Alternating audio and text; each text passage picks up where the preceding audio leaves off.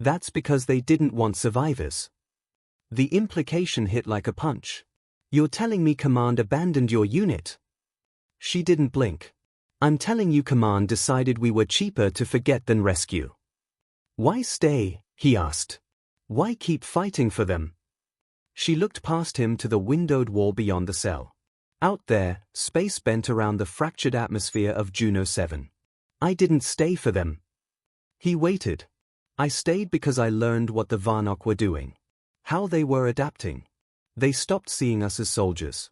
Started seeing us as templates. Patterns to erase. You don't win a war like that with numbers. You win it by disappearing into the static. You became static, he murmured. I became what they couldn't anticipate. There was a sharp beep. His comms activated. Admiral Thorne's voice cut in. Hail. Report to Central Briefing. Now. Bring the detainee. He glanced at her. Guess we're both about to learn something.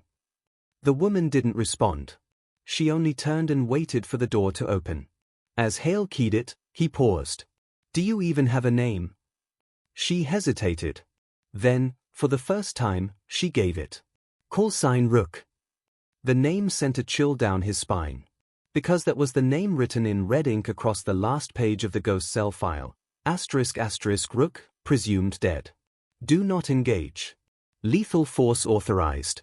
***. And yet, she had walked back out of the grave. Alive. Armed. And now, in his custody. He wasn't sure whether that made him her warden. Or her next mistake. Let me know when you're ready for section 2 ***, or if you want *** image prompts and thumbnails *** based on this section. Certainly. Here is section 2 ** of your HFY sci-fi story, continuing directly from the end of section 1. Riker Hale had led interrogations before. Rebels, rogue AI handlers, even a captured Varnok warbinder once. He understood posture, silence, eye movement. He could read deception like a script.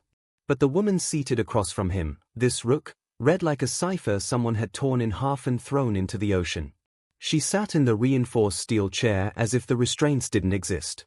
Her breathing stayed even, her posture relaxed. If she were nervous about being on an orbital station surrounded by security, marines, and enough firepower to flatten a continent, it didn't show. The room was white. Sterile. A silent hum came from the cooling vents behind the wall screens, masking all outside sound. Hale leaned forward on the interrogation table.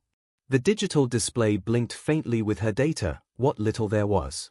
No name, no chain of command, no military record. Just one tag, Rook, status, unknown. He tapped a command into the panel. Begin recording. Subject 0097 Delta. Unidentified SEAL-tagged sniper, apprehended on Juno 7. Session 1. She didn't flinch at the sound of her designation. He watched her eyes. Not once did they drift. The Varnok couldn't hold a gaze that long without blinking. She wasn't one of them. She wasn't augmented, either. Not in any obvious way. So how had she survived alone out there? He cleared his throat. Let's make this easy. You're a decorated SEAL operator, or you were. There's classified symbology across your chest, specifically ghost cell designations, which haven't existed in over a decade. You're wearing a Gen 4 adaptive suit that was discontinued after the Vesper incident. Your weapon was a rail system no longer in production. You shouldn't exist, let alone be operational. Her voice came low and steady. Operational isn't your concern. Containment is. Hale frowned. Containment of what? She didn't answer. He leaned back. Command wants to know if you're a threat. They're too late to ask that, she replied. He studied her. So you are a threat. To some things. Not to you. Then help me understand. He gestured toward the display. Your tattoos. I want to start there. She rolled her shoulders slightly, as if granting permission, and the room's overhead light glinted off the ink embedded in scar tissue and weathered skin. It wasn't just SEAL iconography. Hale now noticed lines of kill markers written in angular block code used by special operations units during covert deployments. One symbol stood out, a downward-pointing triangle with 7 dots inside it. It didn't appear in any of the standard icon indexes. He pointed at it. That one. Her expression didn't change. Juno 7. I figured. What's it mean? 7 Varnock hive classes. All neutralized. One planet. Alone. He hesitated. That's impossible. Hive classes require full army clearance and at least 4 teams. They required one operator who knew how they think. The silence between them stretched. Hale took a slow breath. You want me to believe you single-handedly eliminated 7 Hive-class Varnock leadership nodes? On a hostile moon. With no backup, no orbital support, no contact. She nodded. I don't believe you. I don't care. Her words landed with clinical precision. Not hostile. Not defiant. Just absolute. He toggled the holoconsole, inputting a request to cross-reference her tattoos against long-archived combat logs.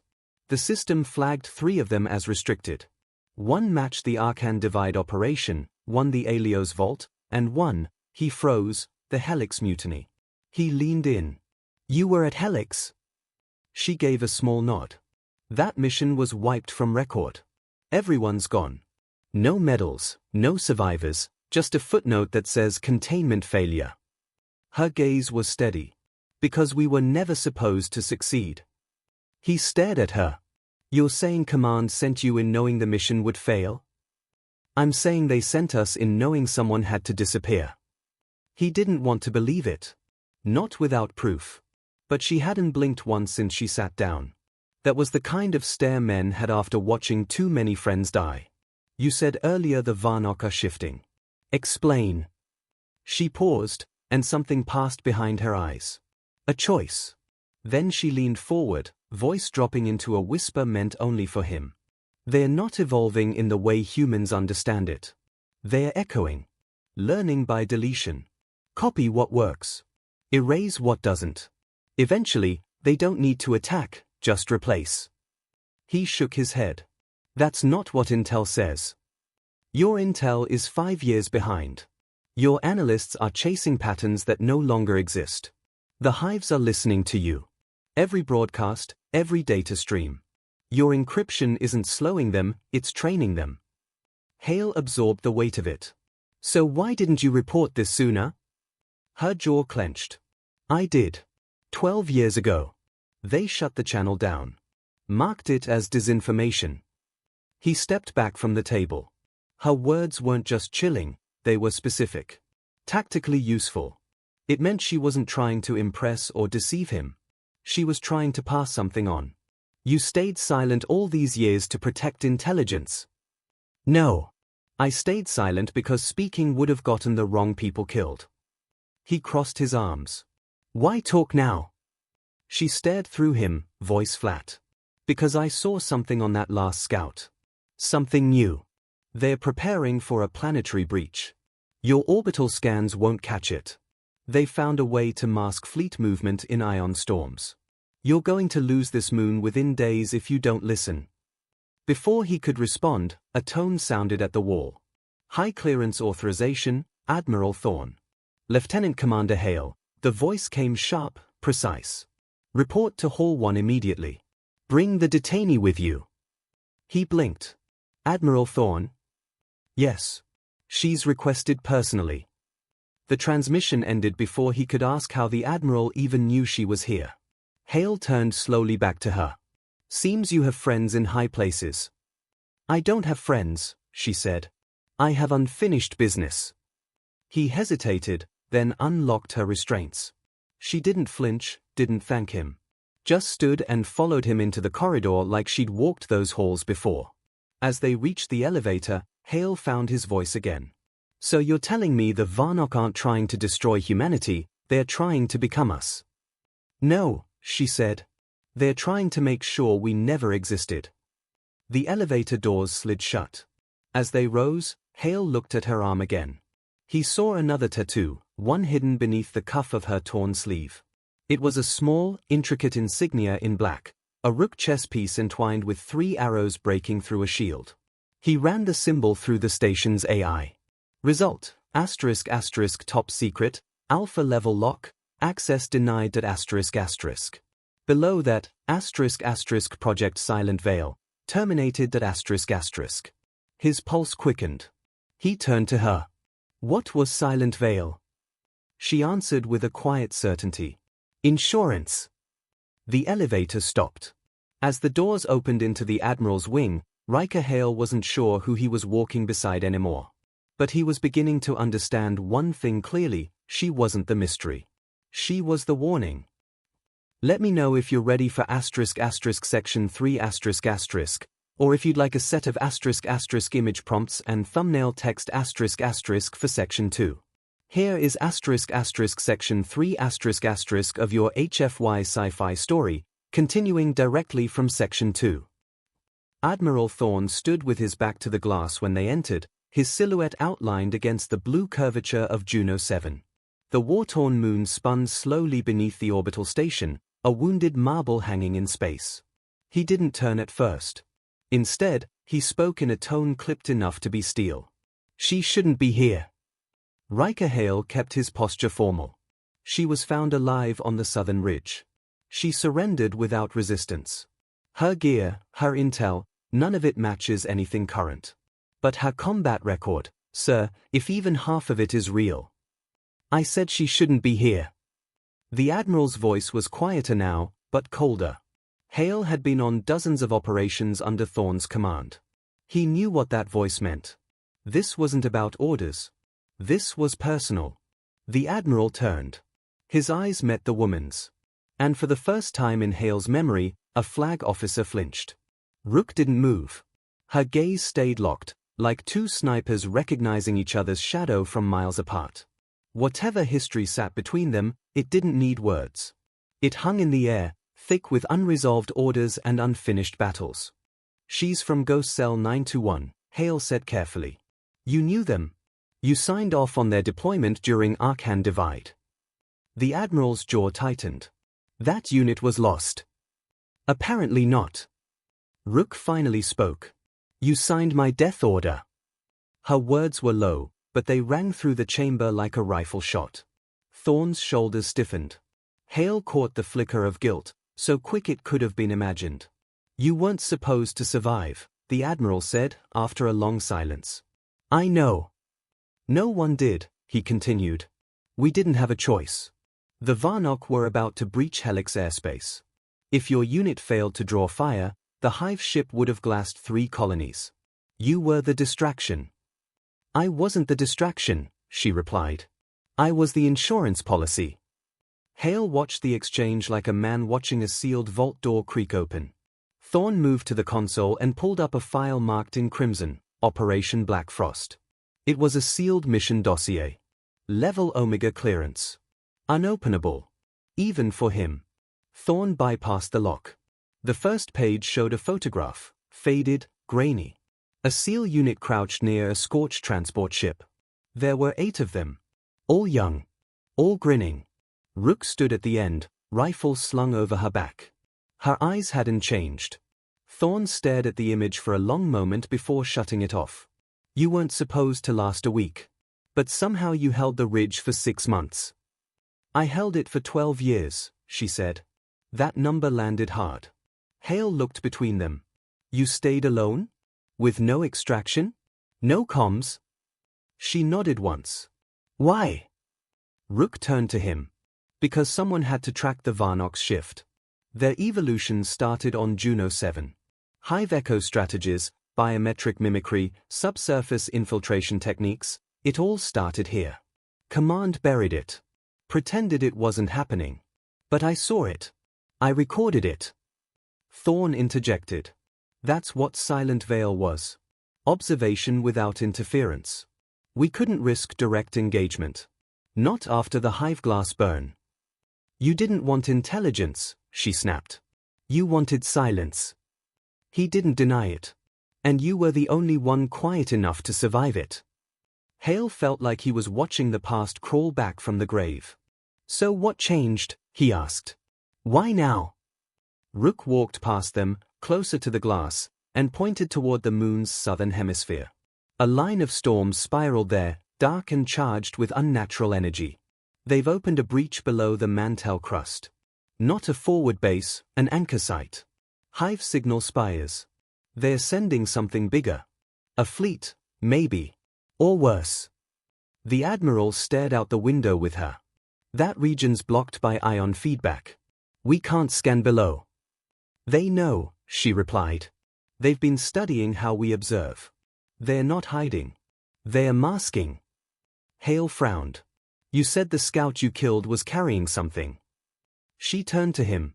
A neural shard. Varnock don't use tech like us. They imprint experiences biologically. That shard held visual memory. And it showed me something. Thorne inhaled slowly. What? A map. But not of the moon. Of our station. That stole the air from the room. They are targeting Perseus. Hale asked. Not just Perseus, she said. They are learning how to breach command networks. Think like us. Act like us. Move before we do. That shard had images of the Admiral's private quarters. Of you, Hale. They know who's in charge.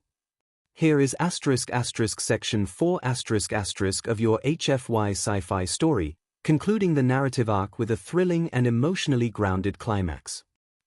The silence inside the drop pod was not the kind that came from emptiness. It was the kind that waited to be broken by violence. Hale sat across from Elira, watching the scarred surface of Juno 7 loom closer through the porthole. The moon's southern crust churned with storm clouds and magnetic static, a turbulent mask hiding what waited below. 4 Marines sat with them, handpicked, silent, and seasoned. No one asked questions. There had been no briefing, no mission patches, no uplinked strategy. Just orders to follow Commander Hale and trust a woman none of them had ever seen in the official database. No one asked why. But everyone could feel it, the shape of something final in the air. When the pod slammed into the crust, the shock reverberated through Hale's spine. He blinked past the impact flash and pulled his helmet on. The environment outside was worse than expected.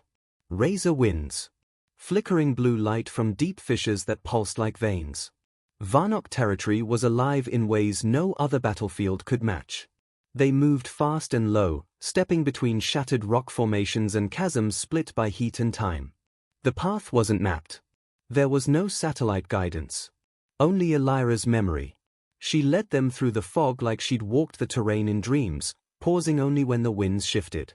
Her rifle remained slung until they reached the first hive relay. It wasn't a structure. It was a living column, part organic, part mineral, rising from the crust like a petrified scream. Hale could feel the pulse it emitted in his teeth.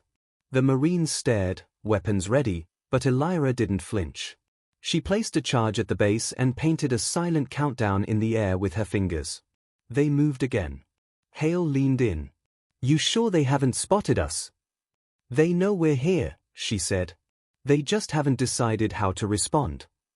They reached the second relay before the first exploded behind them, sending a low tremor across the crust.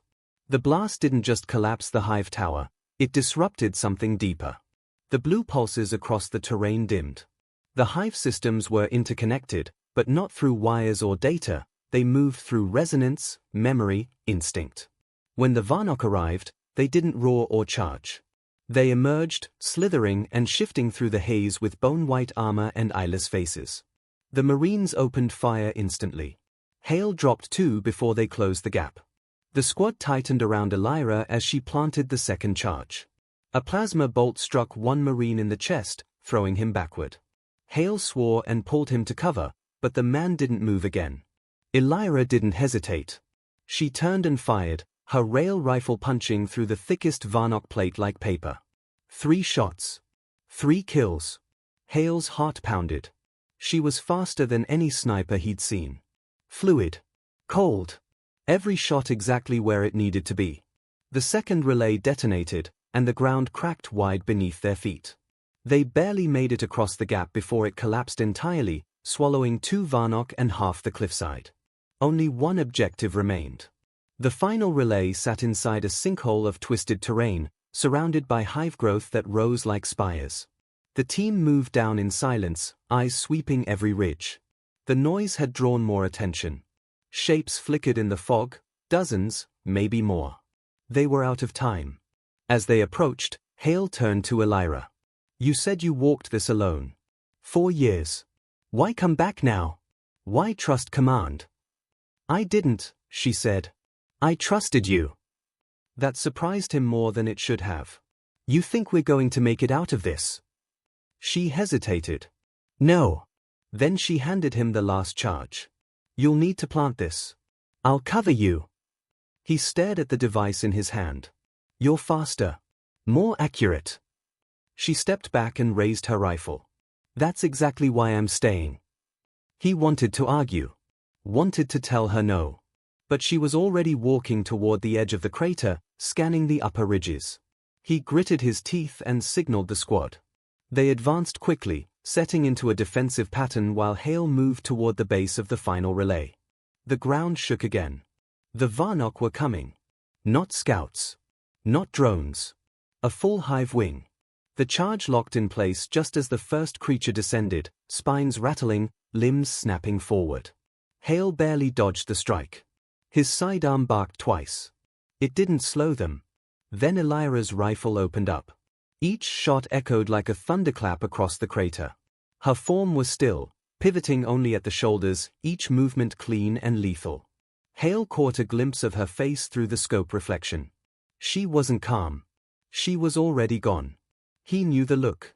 The one soldiers wore when they'd made peace with the outcome. She wasn't fighting to survive. She was fighting to buy time. The Marines fell back in a tight line. One was wounded, dragging a broken leg, but they kept moving. Hale hesitated. He didn't want to leave her. But the charge was armed. And she wasn't slowing. He triggered the countdown. They climbed out of the crater moments before the third relay exploded in a wave of searing light and concussive heat. The terrain folded inward as the crust collapsed. The anchor site beneath them was buried in molten rock and debris. There was no sign of her. They watched the crater for 10 minutes, weapons raised. Nothing emerged. Eventually, Hale activated his comm. "This is Commander Hale. Target breach neutralized. Anchor site destroyed. 1 KIA. Returning to Perseus with remaining team." The silence that followed weighed more than any report. "Certainly. Below is section 1 of your HFY sci-fi story titled. A simple woman was arrested as a SEAL sniper, then an Admiral froze at her tattoos. The storm over Juno 7's southern ridge was the kind that swallowed sensors whole, ionic winds, electromagnetic bursts, and fine ash that ground optics to dust. Lieutenant Commander Riker Hale stood in the open ramp of the drop shuttle, the interior red lights slicing through the darkness like veins across a dying beast. Beneath him, the outcropping ridge where the sniper had been spotted was jagged, burned, and quiet in that haunting way only battlefields ever were. He adjusted the seal on his helmet and keyed into his comms. 3 confirmed human KIA. All friendly. 1 alien casualty nearby. 0 thermal traces moving out. Lieutenant Vargas, crouched beside a railgun turret, responded first. "What kind of sniper doesn't move after taking a shot?" "The kind who knows they don't have to," Hale muttered. The last kill had been too clean. Right through the Varnock's triple-lobed skull, down to the spinal nerve cluster. Impossible without deep familiarity with alien anatomy. No Marine had that training outside of black programs. And yet the woman they'd found, crouched against the wreckage of a shattered gunship with a long-range rifle in her lap, didn't match anything in Central Command's roster. No tags. No beacon. No formal gear. She hadn't raised her weapon when the team surrounded her. In fact, she had simply stood and raised her hands. Her lips didn't part once. Her eyes didn't blink. She walked into the binders like someone who had done it before. The shuttle rattled as they lifted off the ridge. Across from him, the woman sat shackled at the wrists and ankles, head slightly lowered, wearing a SEAL exosuit at least 10 years out of issue. The helmet was gone, revealing short, soot-darkened hair and a face streaked with ash, grime, and dried blood. Hale couldn't stop looking at the tattoos. 2 were visible across her collarbones, etched in navy ink, geometric shapes formed in hard lines and arcs. The left arm bore an image that looked like a shattered trident curling around a skull. His pulse skipped. That trident, he had seen it before, in a file marked redacted obsolete. He unstrapped from his seat, moved across the shuttle's tight cabin, and crouched across from her. "You want to tell me who you are?" She didn't answer. "You killed a Varnock scout and 3 of ours. That's not a mistake. You were picking targets." No reply. "I saw your rifle. That's not standard issue anymore. It's been off the books since the Vesper raid. That's Black Ops gear." She blinked once, slow. Her eyes were sharp, gray-blue, and heavy with calculation. He leaned in. "Your tattoos are SEAL symbology. But you're not in the system. There's no record. That's either a hell of a forgery or—" She finally spoke. "Or the system's wrong." Her voice was quiet, dry as desert wind. He stared. "That's not a confidence builder." The woman tilted her head. "Do you think I'm the threat?" Hale didn't answer. "You're bleeding command time asking questions you won't understand the answers to. The Varnock are shifting. They are changing how they move. That scout wasn't alone." He stood and walked back to his station. "Until command says otherwise, you're a detainee. That means quiet until someone with more stars than me decides what you are." The woman didn't object. Didn't flinch. She simply sat, motionless as the storm faded behind the dropship. At Outpost Perseus, orbital defenses hissed and clicked as the shuttle aligned with its magnetic cradle. They emerged into the steel corridors of the outer docking ring where 4 armed security personnel awaited them, weapons raised. Hale waved them down. "Standby escort. She's not resisting. Let's keep it that way." He tapped his visor to the security AI. "Send detainee file to Central." The reply came almost instantly. *** unrecognized personnel. No biometric match. No clearance logs. Security risk elevated to Tier 2. ***. Hale muttered under his breath. "Great." He followed as they led her to a detainment cell just off the command wing. No one said a word the entire way. A few passing officers gave sharp glances, but no one interrupted. The only sound was the hum of floor panels underfoot. Inside the cell, the woman was left standing. She didn't sit, didn't ask for anything. She looked around as if the room itself bored her. Hale keyed the door closed behind him and stayed, arms folded. "What were you doing on that ridge?" She looked up at him. "Waiting." "For what?" She hesitated. "Something worse than you." "Not exactly reassuring," he replied. "I'm not here for your reassurance," she said. He sighed, stepped closer. "Look, right now you're classified as an unaffiliated armed actor in a war zone. That's a pretty thin line from enemy combatant. You're lucky I didn't leave you on that ridge. Wouldn't have mattered." He frowned. "Why's that?" "I would have survived." The confidence wasn't arrogance. It was colder than that, like someone who had already tested the theory. He paced. "Your tattoos. One of them matched a decommissioned SEAL unit. SEAL 921. Ghost cell. Lost on the Arkan Divide during." She interrupted him for the first time. "You've seen the file?" He froze. "I've seen parts of it. Mostly blacked out." She nodded slowly. "Then you know enough to be careful what doors you open." He tapped into the wall console, brought up her visual log, and zoomed in on the tattoo across her clavicle. A symbol repeated 3 times in angular code, 1 vertical slash, 2 dots, a circle with a fracture through it. Hale ran it through the system. The result was chilling. *** SEAL asset tag, classified // // file locked under alpha priority red. ***. He stared at the screen, heart beating fast. Alpha priority red was reserved for weapons projects and nuclear codes. This wasn't a rogue marine. This was something command had buried. He turned back to her. "Who the hell are you?" She met his gaze, steady. "The reason Juno 7 didn't fall 5 years ago." Outside, the ship rumbled faintly as Perseus adjusted orbit. The weight of her words hung thick in the silence. I read the combat logs from that time, Hale said carefully. There were no survivors logged from the ghost cell. Not even bodies.